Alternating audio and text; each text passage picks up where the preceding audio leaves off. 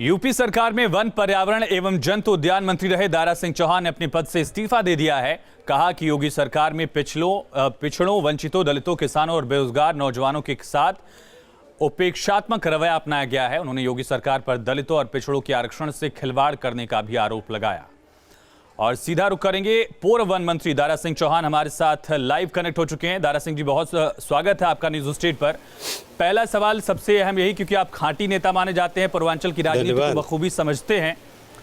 मऊ से लेकर आजमगढ़ और वाराणसी की राजनीति में आपका दबदबा भी है। ऐसे अचानक से चुनाव के ऐलान के बाद क्यों याद आया कि बीजेपी पिछड़ों को, दलितों को तवज्जो नहीं दे रही है?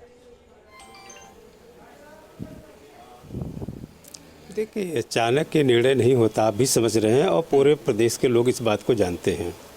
हमारे मीडिया के साथी भी इस बात को जानते हैं कि 2017 के विधानसभा के चुनाव में, उसके पहले भी 2017 में हम सभी लोग, पिछड़े समाज के लोग, इस आशा और भरोसे के साथ, पूरे समाज के साथ सारे लोगों ने जुड़ करके भारतीय जनता पार्टी के समर्थन दे करके, सहयोग दे करके पूर्ण बहुमत की सरकार बनाने का काम किया था। और आप जानते हैं, उत्तर प्रदेश देश का सबसे बड़ा सूबा है जी। इस सबसे बड़े सूबे में सबसे बड़ी आबादी भी पिछड़े समाज की है। सारे लोगों ने कोई बाएं दाएं देखे बगैर इस भरोसे के साथ कि आने वाले दिन में पिछड़ों का सम्मान होगा, दलित समाज के लोगों ने समर्थन दिया।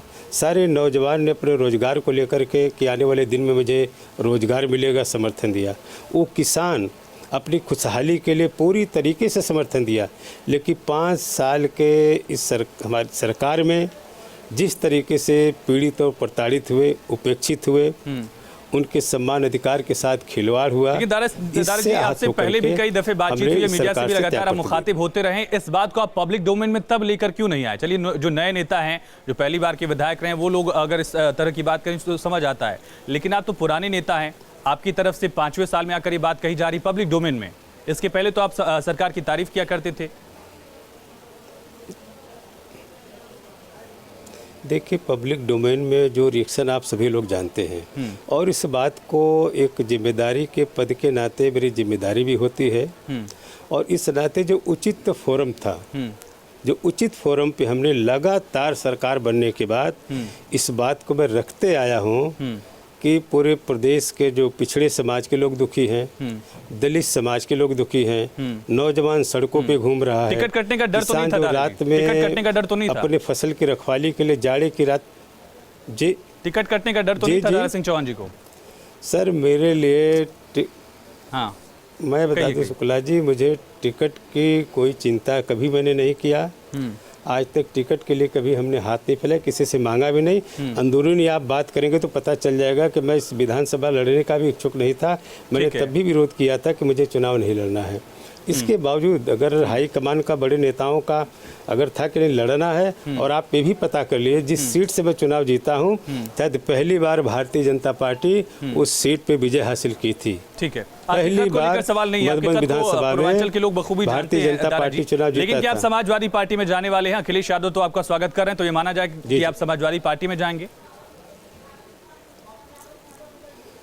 ठीक है, मैं स्वागत अखिलेश यादव ने जी किया है तो मैं उनका धन्यवाद करता हूँ, उन्होंने स्वागत किया। लेकिन ये है, मैं जरूर आपसे बताना चाहूँगा कि जिस पूरे प्रदेश में जिस हमारे शुभचिंतकों ने, हमारे समाज के लोगों, हमारे समर्थकों ने भरपूर समर्थन देकर इस मुकाम तक मुझे पहुंचाने का काम किया है।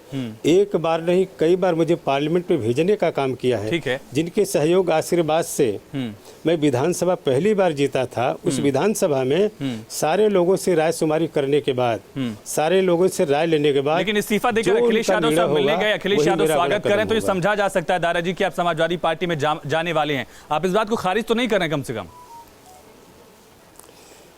देखिए, इस लोकतंत्र में मैं कहा कि मैं व्यक्तिगत रूप से भी, मैं जब सरकार में मंत्री भी था, मेरे दरवाजे हर लोगों के लिए खुले थे। मैंने कभी दल में कुछ दीवार खड़ा करने का प्रयास नहीं किया। ठीक है, इस लोकतंत्र में सबको मिलने का अधिकार है, किसी से भी आदमी मिल सकता है, ये डेमोक्रेसी है।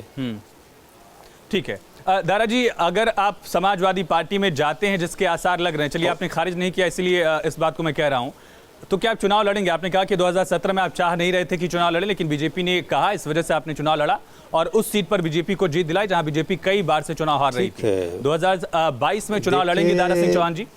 अगला कदम मेरा क्या होगा, अगला मेरा कदम क्या होगा अपने समर्थकों से पूछने के बाद उनकी क्या है, और फिर जहां मेरा कदम जाएगा, जहां मैं जिस पार्टी में जाऊंगा, उस नेता के ऊपर, मैं तो कार्यकर्ता हूं, उस नेता का जो निर्णय होगा मैं उसका पूरा सही समर्थन करूंगा। दारा सिंह चौहान का ये व्यक्तिगत निर्णय था या स्वामी प्रसाद मौर्य बीजेपी छोड़कर गए, इससे इन्फ्लुएंस थे दारा सिंह चौहान जी, प्रभावित थे?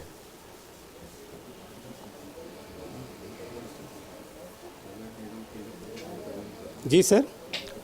सर, मेरा सवाल ये था कि स्वामी प्रसाद मौर्य ने बीजेपी को छोड़ा, समाजवादी पार्टी वो भी ज्वाइन करने वाले हैं, इस बात से दारा सिंह चौहान जी प्रभावित थे या उनके समर्थकों की राय और उनकी व्यक्तिगत राय ये थी कि बीजेपी तवज्जो नहीं दे रही है, दलितों को उपेक्षित कर रही है?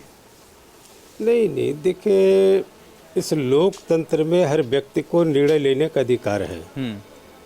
ये व्यक्तिगत रूप से इस साढ़े 5 साल के कार्यकाल में जिस तरीके से, चूँकि छात्र जीवन से मैं पिछड़ों के, दलित समाज के, ऐसे वंचित समाज के मैंने बेहतरी के लिए, उनके सम्मान स्वाभिमान के लिए मैंने संघर्ष करने का काम किया है। जब मुझे लगा कि उनका सम्मान स्वाभिमान सुरक्षित नहीं रह सकता है, ठीक है, उनका अधिकार सुरक्षित नहीं रह पाएगा, तब जाके मैंने निर्णय लिया।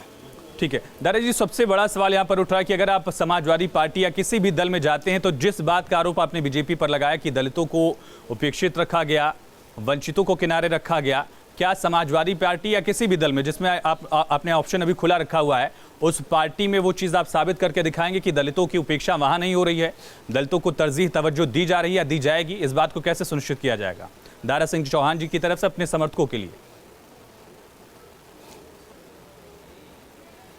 देखिए, आने वाले दिन में क्या होता है वो तो समय बताएगा।